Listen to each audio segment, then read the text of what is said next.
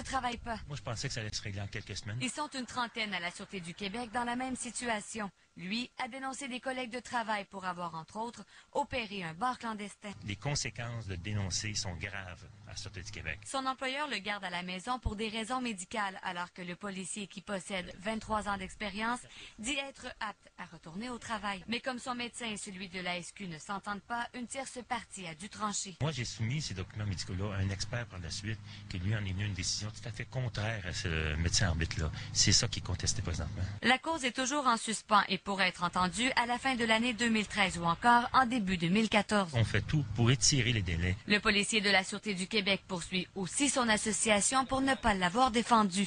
À 2 ans d'une possible retraite, il espère enfin un revirement de situation. C'est une chose qu'on m'a privée depuis 10 ans.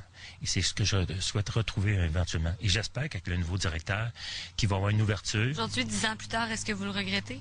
Je le regrettais pendant une certaine période, mais aujourd'hui, non. Je ferai la même chose, sauf que je le ferai différemment. Je n'avertirai pas les affaires internes, j'avertirai immédiatement les médias. S'il n'y a pas de vidéo, on n'a rien. S'il n'y a pas quelqu'un qui dénonce, on n'a rien. Le policier d'expérience, c'est en exemple le cas de la policière du SPVM, le tristement célèbre matricule 728. J'aurais jamais pensé que ça se revirait contre moi de cette façon-là.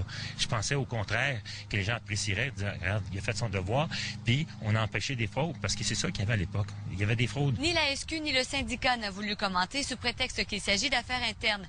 Même chose au ministère de la Sécurité publique. Difficile donc de savoir combien l'État a payé pour garder ses policiers à la maison, d'autant plus que le salaire varie selon leur fonction. Marie-Pierre Cloutier, TVA Nouvelles, Trois-Rivières.